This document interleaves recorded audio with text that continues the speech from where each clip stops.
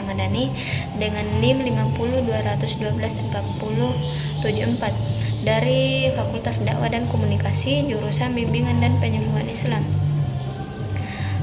Baik, terima kasih kepada dosen Dr. Randes Usman Noer, SAG, MAG, dosen pengampu mata kuliah Psikologi Kepribadian.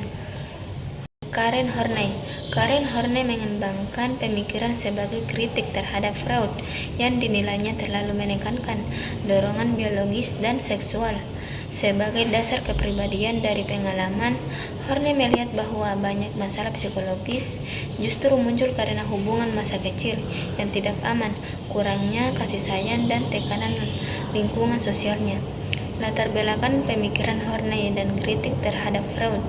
Menurut Horney, manusia terutama digerakkan oleh kebutuhan akan rasa aman dan penerimaan, bukan oleh libido seperti yang yakni Freud.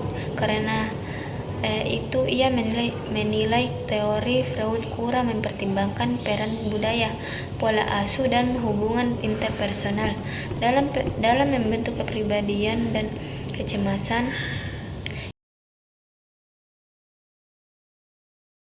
tentang perempuan.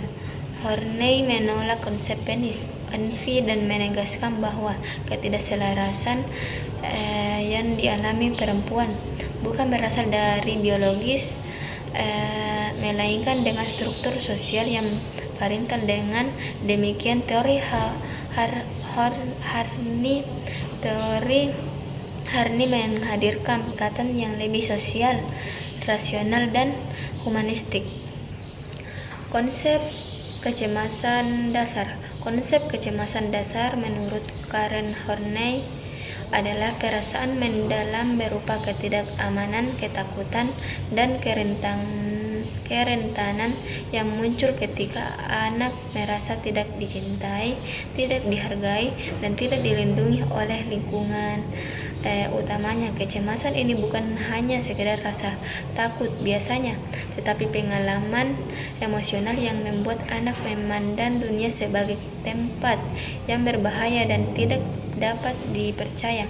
Kecemasan dasar terbentuk dari pola asuh yang penuh kritik, penolakan, kurang kehangatan, atau tuntutan berlebihan yang membuat anak merasa sendiri menghadapi dunia. Dan ada 3 pola strategi menghadapi kecemasan menurut Karen Horney. Ketika seseorang mengalami kecemasan, dasar mereka akan mengembangkan strategi tertentu untuk memperoleh rasa aman. Strategi pertama itu adalah bergerak mendekati orang lain, yaitu usaha mendapatkan perlindungan dan penerimaan dengan menjadi patuh, menyenangkan, dan sangat bergantung pada orang lain.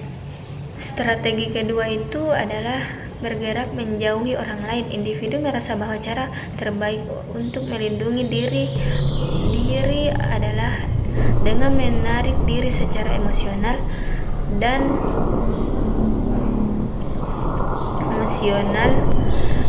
menjaga jarak dari hubungan yang dianggap berisiko. Strategi ketiga itu adalah bergerak melawan orang lain. Dalam pola ini, orang berusaha mengatasi kecemasan dengan menjadi dominan, kompetitif, atau agresif. Mereka menganggap dunia sebagai tempat yang penuh persaingan. Dan ada pun konsep self dan real self. Dalam teori Karen Horney, konsep ideal self dan real self adalah menggambarkan perbedaan antara diri saja di seseorang dan diri sempurna yang ia ciptakan akibat rasa tidak aman. Real self adalah diri autentik dengan potensi alami yang bergerak dalam lingkungan penuh kasih sayang. Ideal self adalah bayangan diri yang terlalu sempurna dan tidak realistis dibentuk oleh tuntutan yang muncul dari kecemasan dasar.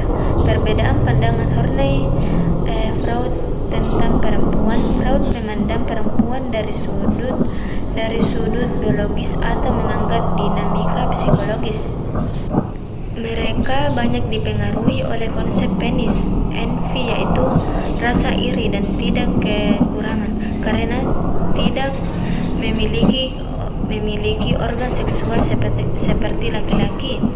Bagiannya perbedaan antara laki-laki dan perempuan terutama berakar pada anatomi sehingga perempuan diposisikan sebagai lebih pasif dan berkembang melalui tahapan psikoseksual yang membuat mereka cenderung mengalami konflik terkait perasaan kurang.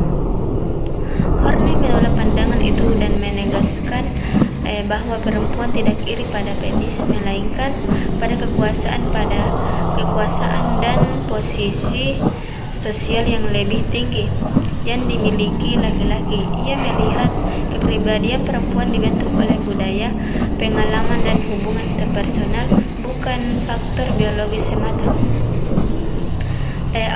Adapun aplikasi teori Horney dalam kehidupan sosial atau konseling. Teori Horney diterapkan dalam kehidupan sosial dengan memahami bahwa perilaku seperti ketergantungan, menarik diri, atau agresivitas sering muncul sebagai cara seseorang menghadapi kecemasan dan rasa tidak aman.